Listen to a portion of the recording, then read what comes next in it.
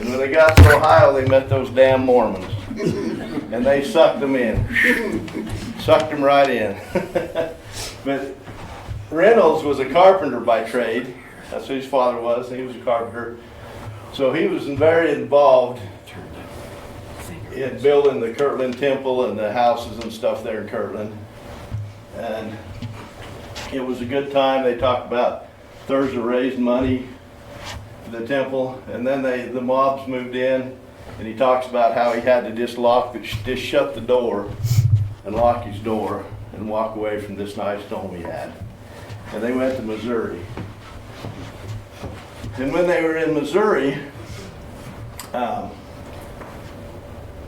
they had a baby. And about that time, the prophet Joseph Smith was walking down the lane there, and he opened the door and invited him in and asked him if he would bless and name this son that was just born. It was actually their very last child. And he come in and he said, sure, and he lays his hands on his head and pronounces him Mahonri Moriankamer Cahoon. And Thurs is going, what the heck? I can't even say that, let alone how am I going to spell it? And he just named my kid this. And the prophet, he was all excited. And he said, that's the name of the brother of Jared. The Lord just revealed it to me. And so that was a pretty cool story, I thought. Yeah. Anyway, they got kicked out of Missouri, went to Nauvoo. Again, Reynolds was involved with building the temple. He was one of the main builders of the temple there. His wife, too. And while they were there, Brigham Young come to Nauvoo, and he was destitute. He didn't have penny his name. He didn't even have anything to eat. He was looking for work, and he was a carpenter also, so he went to Reynolds, and Reynolds says, well, I don't have anything to pay you. But he said, I sure got enough work for you. And Brigham Young writes in his diary that if it wasn't for Reynolds, he didn't know what he'd do, because anytime Reynolds got anything, he shared it with Brigham Young. And he said by the end of the year, Reynolds paid him in full what he owed him. So that was kind of a cool story. But I'll back up. Reynolds was baptized by Parley P. Pratt, not Parley P. Pratt.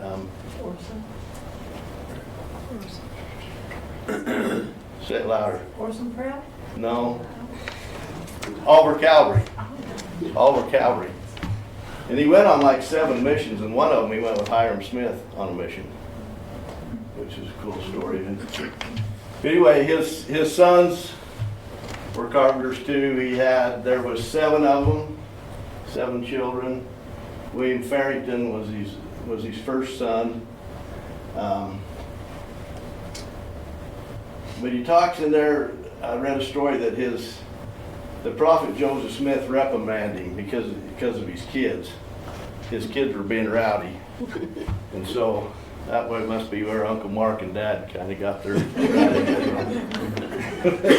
That was kind of interesting that they were reprimanded because their children were staying in line. But they were pretty talented, because there was like 4 of them, and they played in the brass band that was in Nauvoo. You know, the prophet had a big band they entertained. But anyway, going forward, the prophet Joseph Smith received a vision that he was going to be killed, and so he and Hiram one night got a boat, went across the Mississippi River. They were going to flee to the Rocky Mountains. They was waiting there. Somebody was supposed to come bring him some supplies to do it. But in the meantime, Emma Smith come to Reynolds and wanted him to take a note to the prophet. And she says, you need to do everything in your power to convince Joseph to come home and give himself up. And so he did. He went there and gave her the message and told him that they thought that Emma thought that he should come back because they'd just have a trial and everything would be okay. And the prophet said, well, I'll go, but it's like leading the lamb to the slaughter. And so he went back, and you know what happened? He was Reynolds and there was 10 of them. Reynolds was one of them, his bodyguards to the prophet. They were actually in Carthage there, and the prophet Joseph Smith sent Reynolds back to Nauvoo to get some paperwork that he thought that they might need for the trial. And Reynolds sent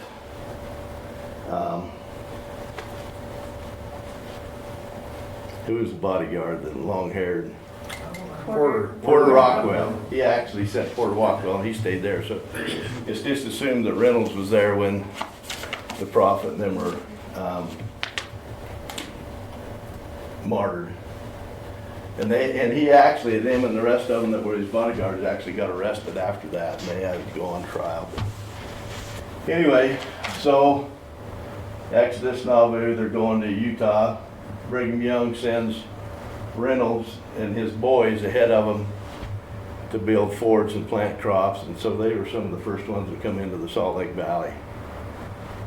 And again, Reynolds spent his whole life there in Salt Lake building whatever, and when he got up in age, on 13th Street, he owned 2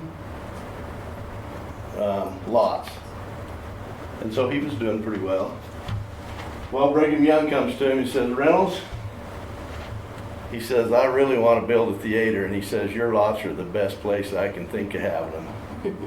He says, I really want those lots. And Reynolds says, well, I guess, have at her. And he received a team of oxen and a wagon, and they paid some debt, so he figured like that he got like $1,000 for these 2 lots, and they were appraised at $100,000 at that time.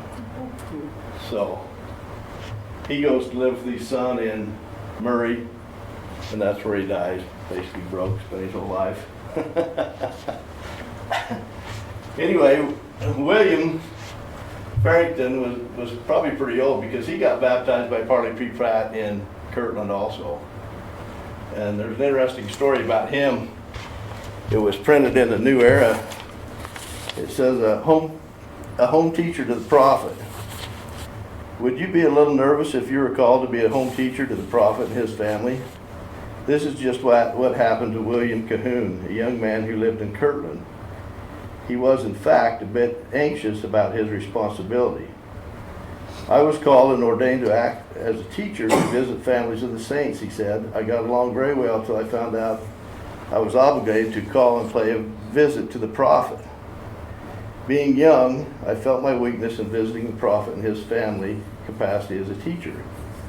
I almost felt like shrinking from duty. Finally, I went to his door and knocked, and in a minute the prophet came to the door. I stood there trembling and said to him, Brother Joseph, I have come to visit you in the capacity of a teacher. Is it convenient for you? He said, Brother William, come right in. I'm glad to see you. Sit down in that chair there, and I'll go and call my family in. They soon come in and took seats. He then said, Brother William, I submit myself and my family in your hands, and then took his seat.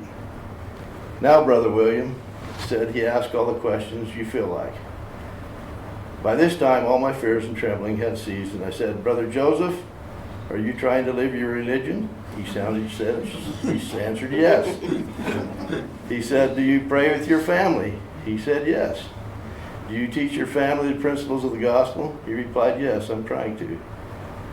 He says, do you ask a blessing on your food? The prophet answered, yes. Are you trying to live in peace and harmony with all your family? And he said he was. He then turned to Sister Emma, his wife, and said, Sister Emma, are you trying to live your religion? Do you teach your children to obey their parents? And do you teach them to pray? To all these questions, she answered, yes, I'm trying to do so. I then turned to Joseph and said, I'm now through with my questions as a teacher, and now if you have any instructions to give, I shall be happy to receive them. He said, God bless you, Brother William. If you are humble and faithful, you shall have power to settle all difficulties that may come your way as the capacity of a teacher. I then left my parting blessing upon him and his family as a teacher, and took my departure. That's kind of cool. Anyway, William Farrington, well, he went with his dad's there's a book out that says Reynolds, Cahoon, and his stalwart sons. They were all there. Willie Farrington spent his whole life as the city works department in Salt Lake, building and whatever else. But he was married to Nancy Gibbs. They had 12 children. Henry Reynolds Cahoon was like ninth in that list, I think. And then he was a polygamist, so he had another wife, Mary Dougal, and they had 4 children. And if you look up where they are, most of these children from these 4 are in Canada. So the story is when they abolished polygamy, William just kept Nancy with him, and then Mary left, and then she must have went to Canada or something. I didn't follow up on it, but anyway. So down to Henry Reynolds Cahoon. He was like the 9th, and when he was about 17, he went to Connor Springs, Utah. That's kind of east, kind of southeast of Tremonton, over kind of by the mountain there somewhere. I looked it up on Google Maps. Anyway, he went there to visit his sister. What was her name? Lorona, who was married to Myron Richelle Durfee. Okay. So Henry's sister was married to Myron Durfee. And while he was there, he seen this cute little long-haired girl, kind of caught his eye. Well, she happens to be the daughter of Henry Dennison Durfee. She's visiting the family. And so they, over the next 3 years, didn't really say, they just figured that maybe he courted her, and they got married when she turned, Annie was only 14, and they got married when she was 17, they got married. And they spent a couple of years there in Connor Springs. And it said, that was in about 1876, 1877.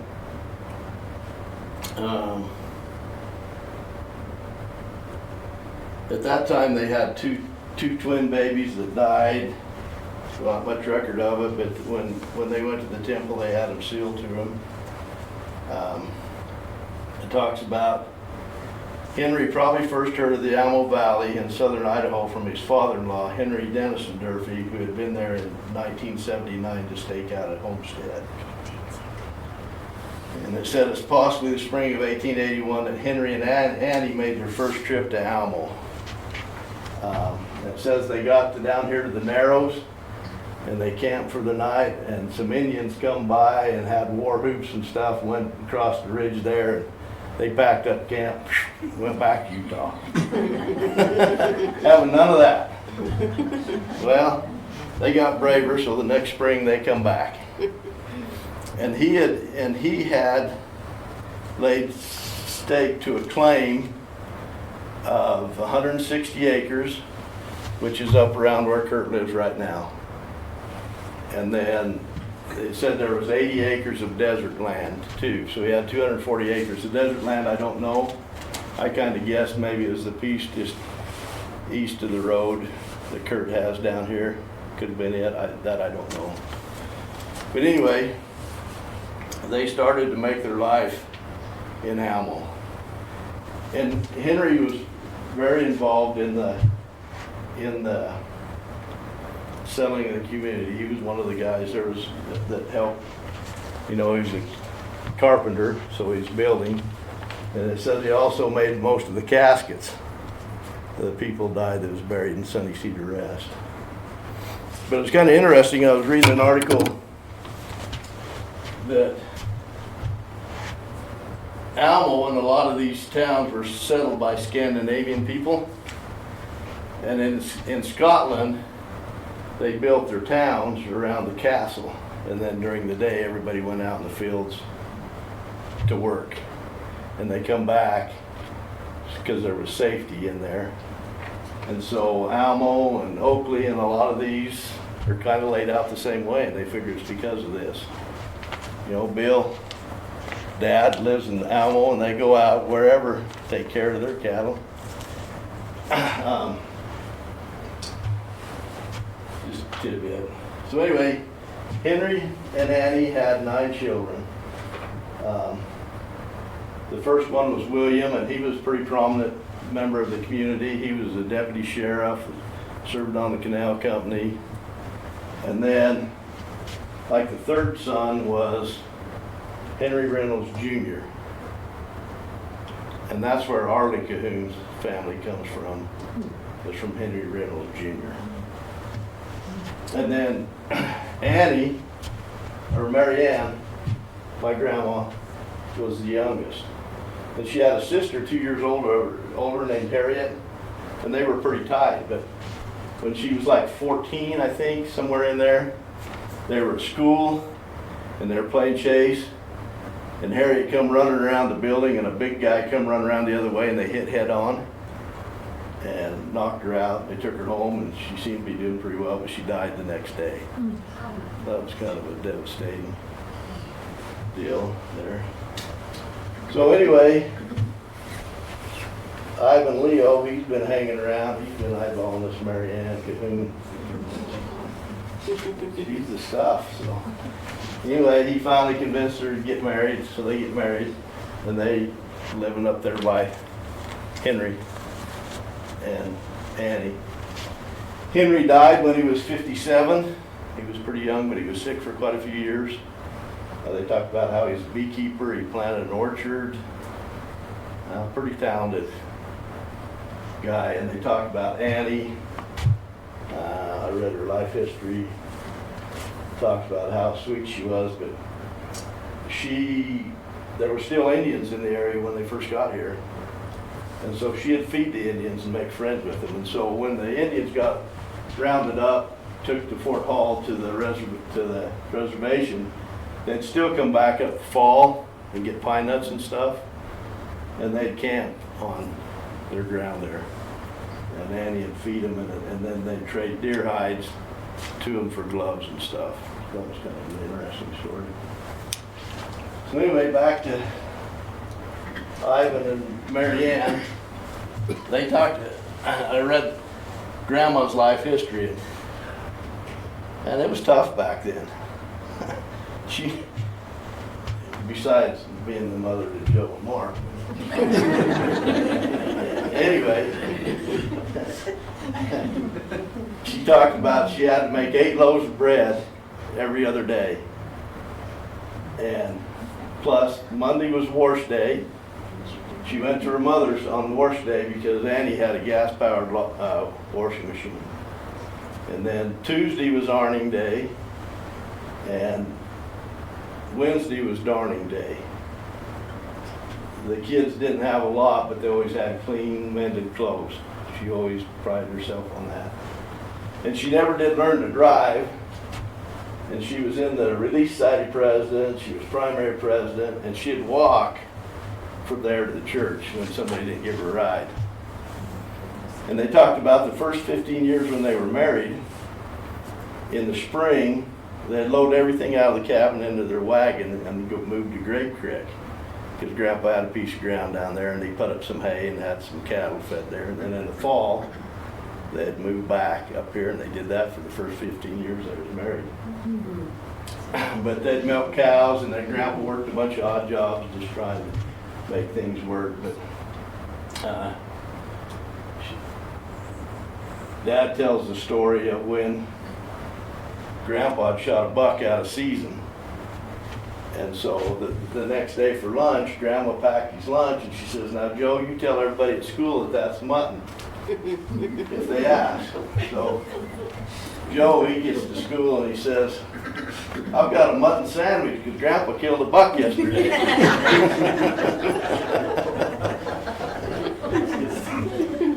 So honest.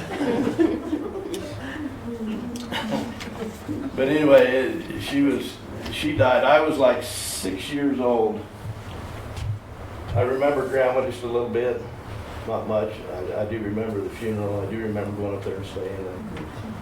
My mom lived with her when her dad was first married. They lived with her for about a year. And when I was like 1, they moved, that's when they moved down to View. But she taught Mom how to cook and stuff. Mom just loved her. Good call. Bonnie, you probably got memories of Grandma. Betty. Betty. What did I just call you? Bonnie. Bonnie. I haven't seen Bonnie for a long time. I don't want to call you Bonnie. I do remember Grandma. I remember her kneeling at the bed praying every night. That's one thing I always remember. And Grandpa had a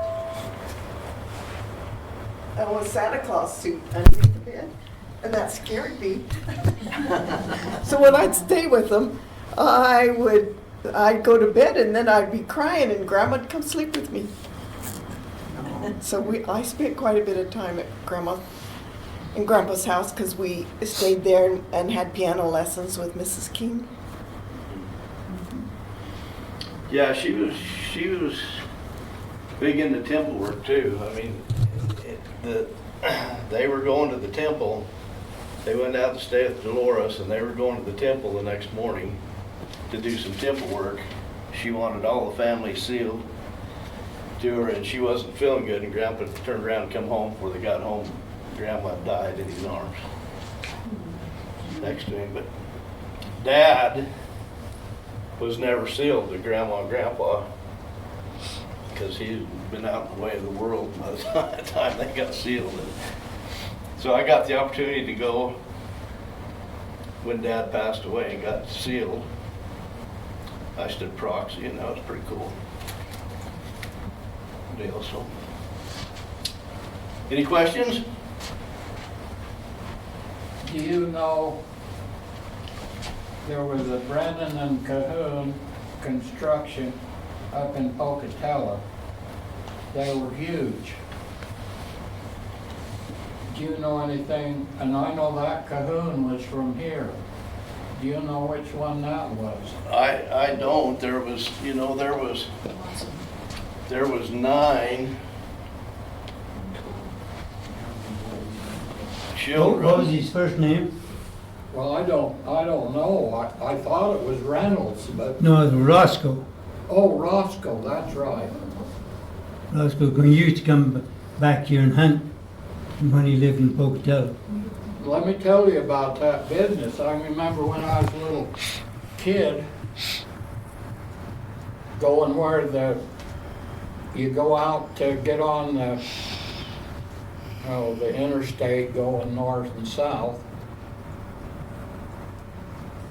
You could look down in there, and there was a huge building, and it said Brennan and Cahoon Construction. And Yeah. Charlie Johnson, that lived down to Burley next to us, worked for them. He was one of their foremen. And I can tell you a story about what he told me. They built the high school, I think, up at Ashton, and completely forgot lath and plaster. And Charlie was the superintendent, and he said that he hired common labor, which was against the law, but he got that plaster and plastering done, and the job broke even.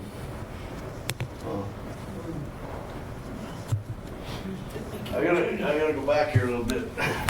Ivan and Mary Ann. Okay, so Ivan, Grandpa was Myron. He was married to Cahoon. Mary Ann was a Cahoon. So, family tree didn't fork there. Those people in Kentucky, we don't have much over, they don't have much over on us, except most of us have our teeth.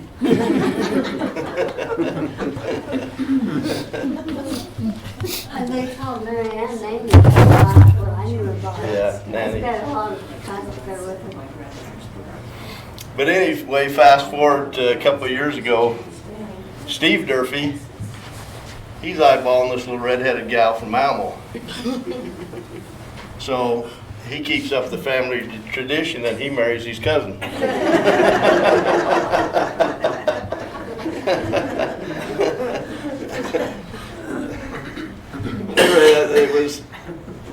I didn't know a lot about the Cahoons. I knew some parts and stories, so it's been kind of fun to study up with them. And the family search deal is loaded with information.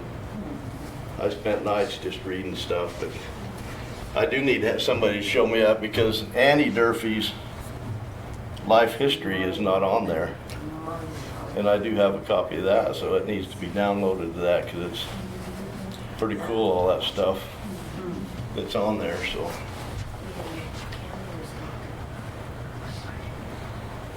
Oh, My grandma Ida was Annie's young sister. oh really?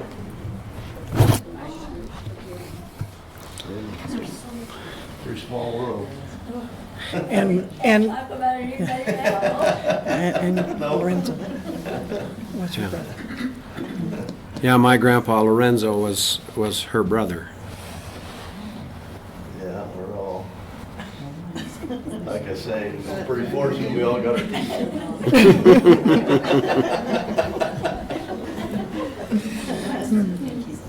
Okay. I have another question.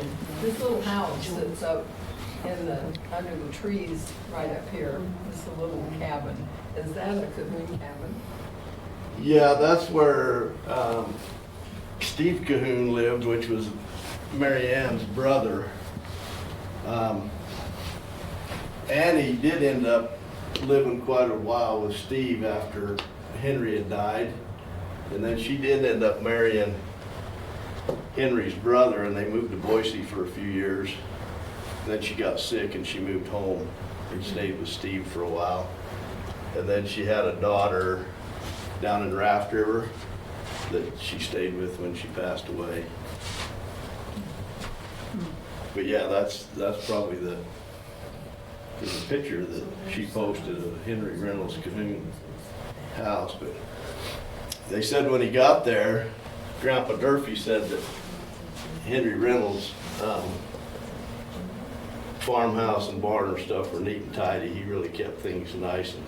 But when he first come, the first house he built had a dirt floor and a dirt roof. And Annie had to get up every day and wet down the roof so it'd keep growing, so it'd keep keep the water from running off. So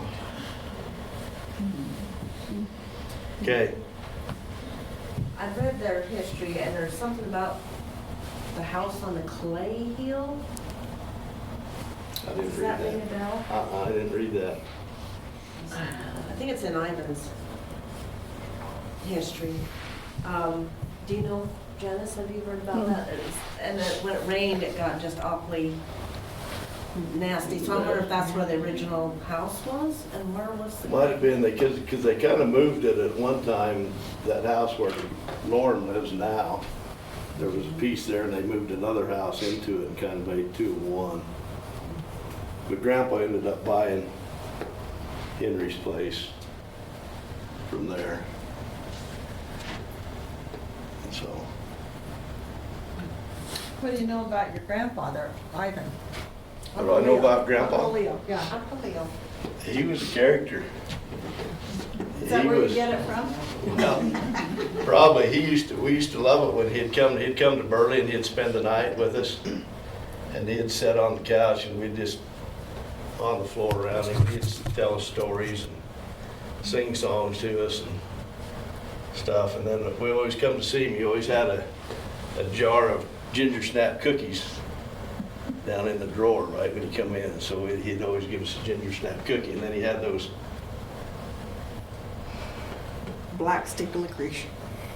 well, I remember the little pink peanut-looking candies, and he always had them on the dash of his truck, and orange slices. But I will tell you one story. We had a piece of ground over there by Doug's, and we kept our cows up here. And so when it branded time, we'd brand Grandpa's and then we'd brand ours. And we'd come from the house, and me and my buddy, we were riding with Grandpa. We stopped at the store, and he always had a bottle of Clorox jug full of water.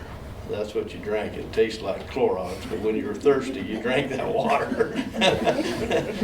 But anyway, we left the store and we pulled out down the road, and you know, Grandpa, he wasn't in a hurry. He was just putting along. This guy come up behind him in a pickup, was honking the horn. Grandpa, he didn't even act like he knew. He just pulls over in the middle of the road and goes a little slower. And this guy, he tries to pass him on this side, and Grandpa, he cuts him off. The guy, he tries to go the other way, and Grandpa, by this time he's got a grin just as big as he can be. He's trying to cut him off this way. And pretty soon that guy, he goes clear in the borrow pit, and he's bouncing down there going around. He's flipping us off as he went down there. And Grandpa was just a tee, and he said, "Ah, you must be in a hurry, huh?"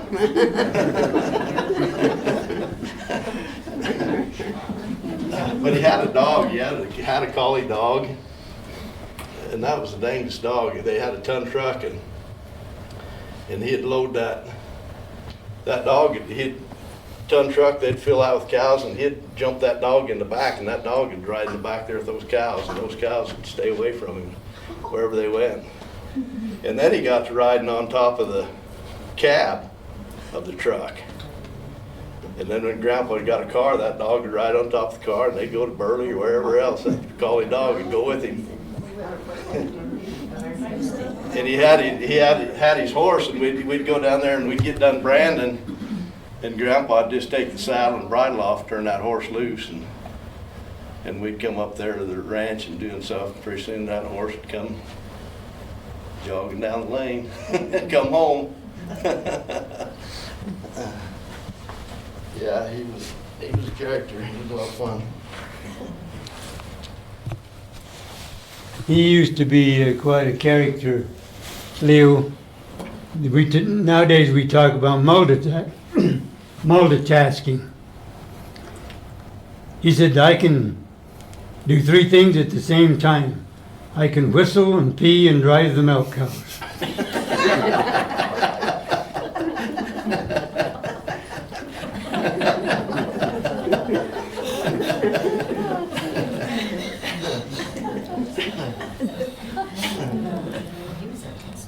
Annalie, what did you remember about it?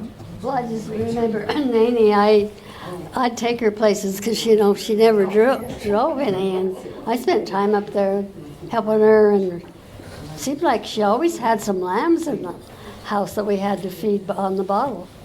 I can remember that, and she was a very sweet person, yeah. She'd do anything for you, you know, and she was just there ready to help.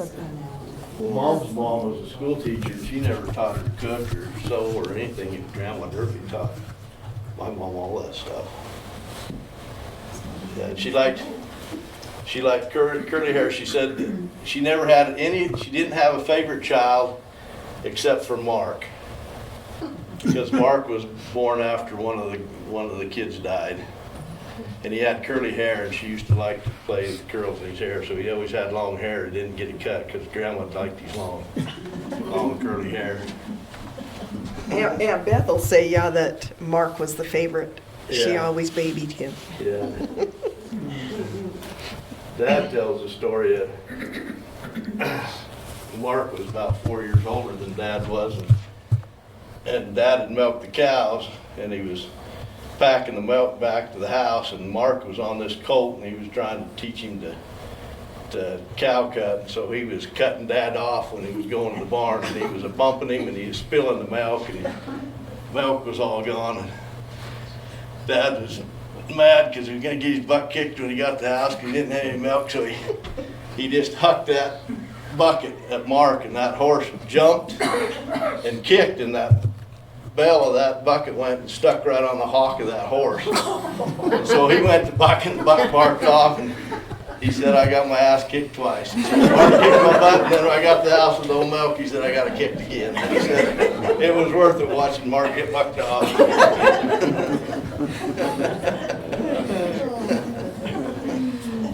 Okay, I've said enough.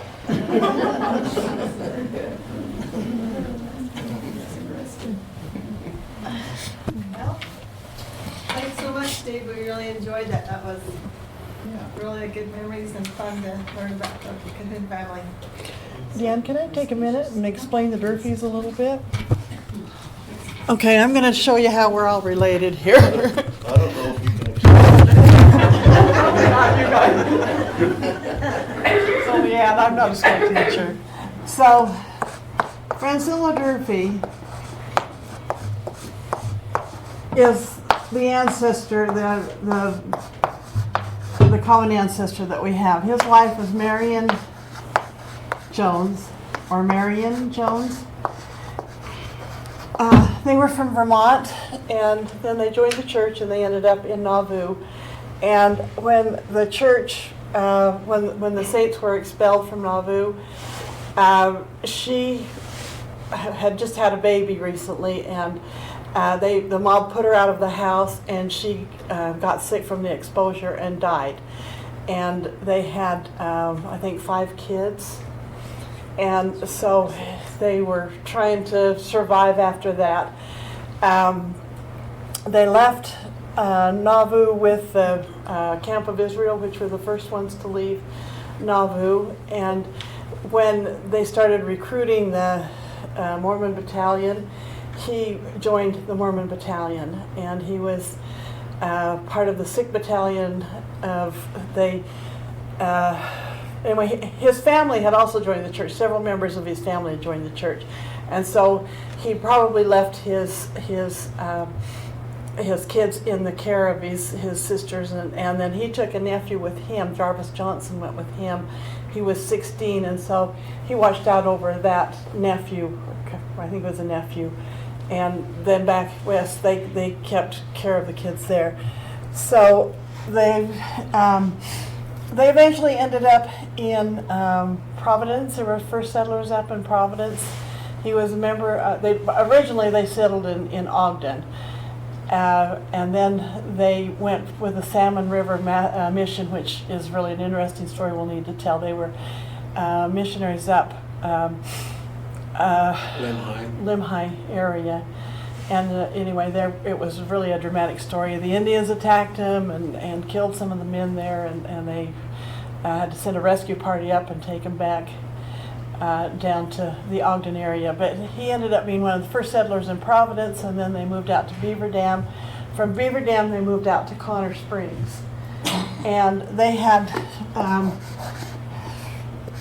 Myron Bushnell, and then Henry Dennison, and then they had James Madison,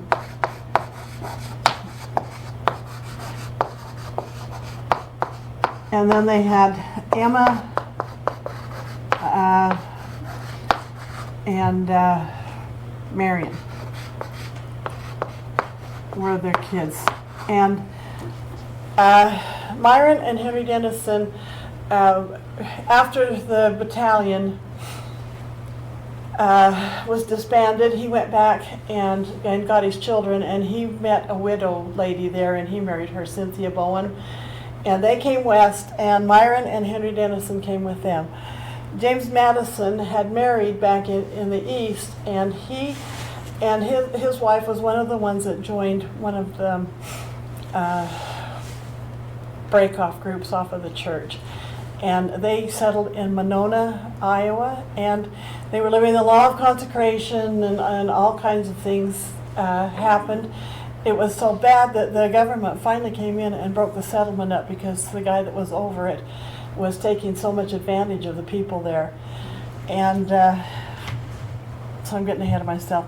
So Myron and Henry Dennison came out. They were living in Ogden, and they went up. Anyway, Myron was actually involved in the massacre. He was one of the rescuers who came in to bury the dead, and so he's documentation of the Alamo massacre. And we think that go ahead. Well, I personally believe that's why the Durfees ended up here, was because of that massacre. because they were living on Connor Spring down there. And that spring is kind of brackish. It's not real good water.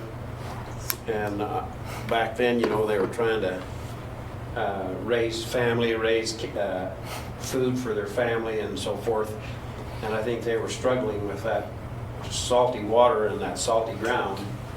And he came out here on that rescue and saw these nice, clean, clear streams running out of the mountain, and nobody here. And this was in 1862 about. And so once the Indian problems were kind of cleared up, why he loaded up his family and brought them out here. 1878, I think it was. So I think that's why the Durfees ended up here. And so Myron came in 1878, Henry Dennison came up in 1879. Then in the early 1880s, James Madison, who was back in Iowa, when they broke him up, he brought several people from his community, from this break-off community, and they moved out here to Elmo. So we had all three brothers living here in Elmo. Do you remember Dave Durfee? Are you familiar with a Dave Durfee? Yeah, the Bruce, the one that Ella Bruce, that her husband, that she was killed. She married one of James Madison's sons. So there's still some, and Tryphena Butts, James Madison's wife, she's buried in the cemetery out here. But he went, a lot of the people after they came here, a lot of this break-off group, they stayed here for a little while and then they went up into Hagerman, and there is a church of reorganized church. And so they became part of that. And James Madison went up there, but she stayed in Elmo and wouldn't go up with him, and so she's buried here in the cemetery. So it all fits in together, but the three brothers, Myron and Henry Dennison, most of us are related from one or both. And you're not the only one here. So anyway, that's where the Durfees fit in. Oh, I was going to tell you too, that Arlie is Karen Jones's dad, and Ray Jones, which was Bess, they married each other, so they're as close as anybody.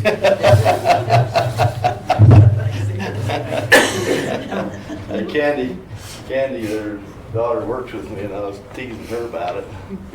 She was adopted, so she says, I'm glad, that's the only time I'm glad I was adopted.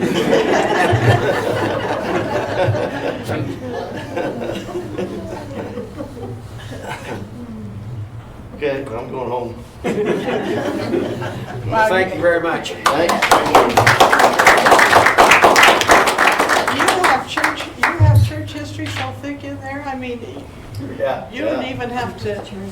Both sides. Janet, you want the chairs just left here, or? We could put them up. Thank you.